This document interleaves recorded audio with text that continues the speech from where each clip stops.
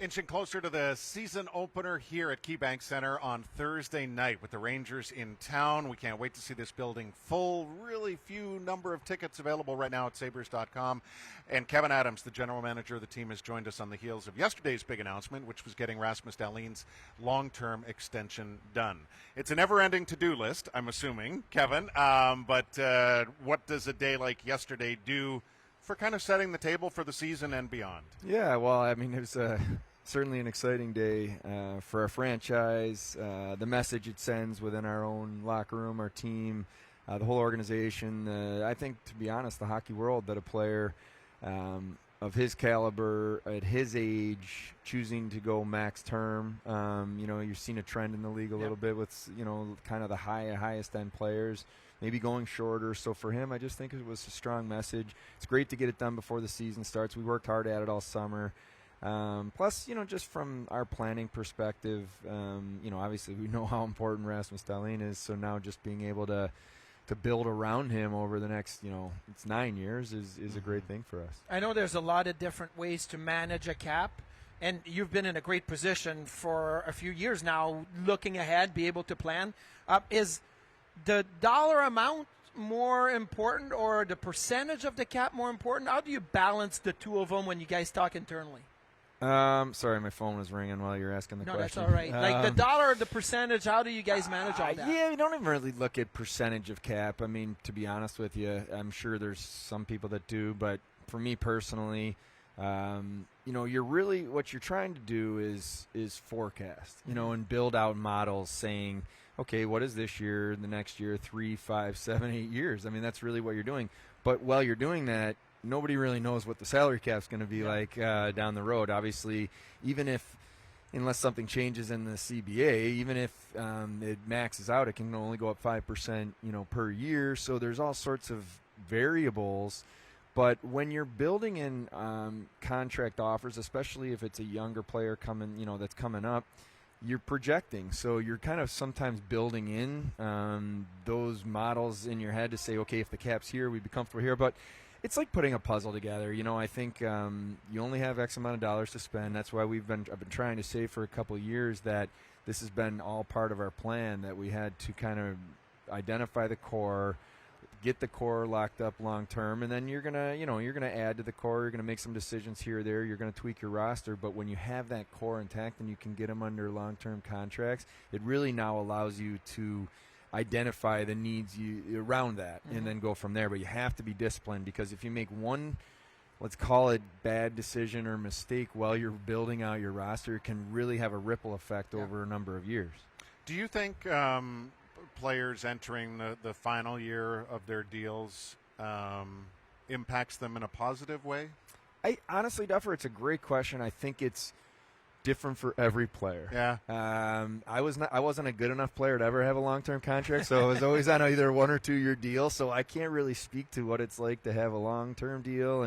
But I can tell you, when you're in the last year of your deal, you're thinking about it. Are you putting extra pressure on yourself? Not necessarily, but you want to make sure you're performing, you're at your best. But what I try to think about is, okay, whether a player's on a 1 year deal or 8 year deal, they're making this amount of money or way more than this amount of money, are they going to still come to the rink and work to get better every day and do all the little things that they need to do to be at their very best? And if you can answer those questions, then I think you're setting yourself up, giving yourself the best chance to be set up for success. So regardless, short or long, those are the things that we think about. But I think it's different from player to player.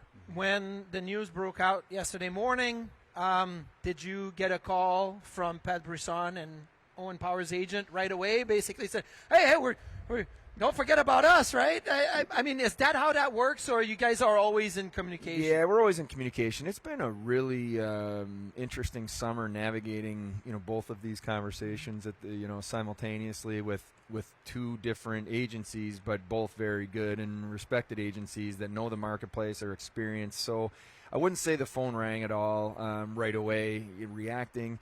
Also because Rasmus and Owen are in different places in their career. They're in a different amount of experience, their age. Rasmus was just that much closer to becoming UFA. If he had played out this year, he was only 1 year away. So a lot of that stuff changes. But certainly you talk over the course of the summer, whether it's Pat Brisson or with Newport Sports on Rasmus, you're talking about the marketplace, you're talking about comparables, and that's all fine. But honestly, the biggest thing, I'd say you spend more time talking about philosophy and how we're trying to do this and what they're looking for than you do just the actual dollars and cents. And ultimately, you have to get to that in the structure, but you spend a bulk of your time trying to make sure you're aligned. And if you're aligned, then you'll be able to make progress. When I asked you the last question, it was in reference to players like Casey Middlestat, young guys just continuing to try to find their place, and I'm sure they hope have a long-term place here. Casey has an upper body injury right now.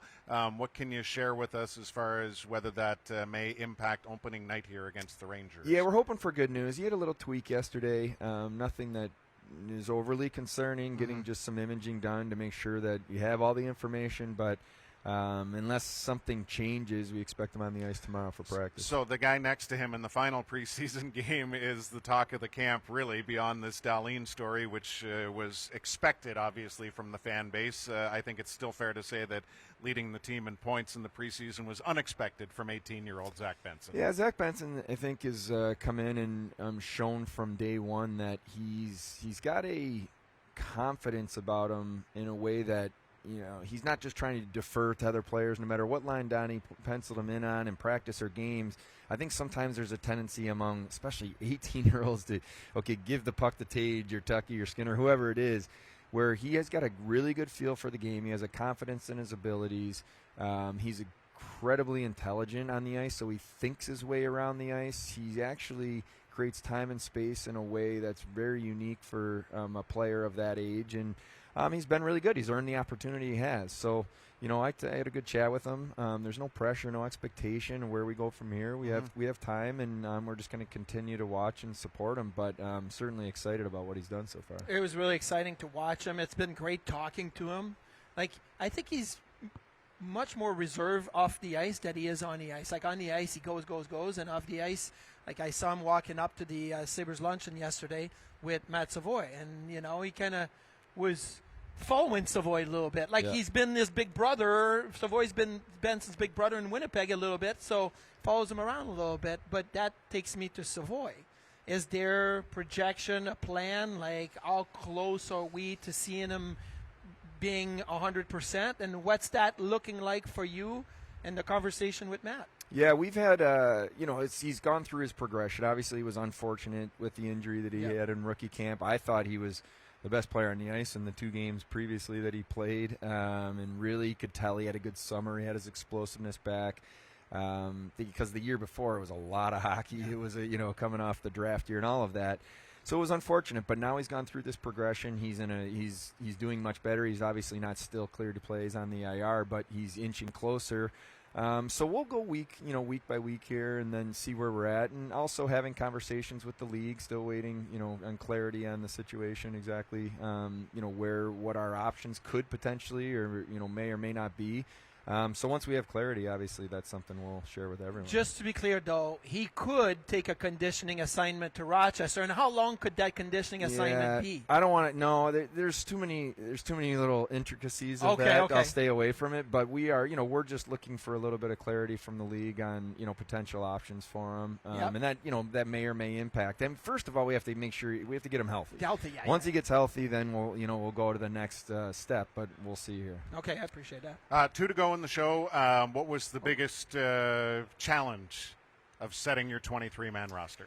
Well, you want hard decisions, Duffer, and I think as the days were getting closer to the deadline yesterday, I actually was happy that we were going to have a lot of really challenging decisions, hard debates. Obviously the biggest thing you could look to, other than maybe a conversation around Zach Benson, is the goaltending situation. And I've said, and I do believe it's not ideal to have 3, but we've been open to it all along. We've had conversations, looking around the league, kind of the goalie world, what's going on, conversations I've had with other teams. the most sense for us for the Buffalo Sabre roster, in my opinion, was to start this season with 3 goalies. So that's a decision we made. But that was maybe kind of one of the ones that we spent the most time on, I'd say, early. And then if you do that, then there's another spot that's gone for another position. So you have to make some tough decisions or have tough conversations. But feel good about where we're at and kind of excited for Thursday now. 60 to go, Marty. 60 to go. I'll do quick. Any updates on Jack Quinn and his progression? Really good. He's doing well. Not in the ability to start skating yet or anything, but his rehab's I'd say at or a little bit ahead of schedule as of right now. Okay. Scale of 1 to 10. How deep are you on the blue line organizationally right now? Yeah. 12. Yeah, well, and I think that's a great thing. I'm really excited that we have a number of NHL caliber defensemen in our organization, whether it's here in Rochester. And I will say I want to highlight Ryan Johnson, the way he performed during training camp. Obviously, we're excited about him as a prospect, but coming into training camp, showing the way he did, the maturity, showed that he could be here and help us win hockey games, and that was a big step for him. Thank you again, as You're always. welcome. It's been a big build-up to the regular season. You're wrapping up the show. That's big. That's huge. Hey, happy to close it out for you guys. We're just over 54 hours away from the season opener now on Thursday night against the New York Rangers.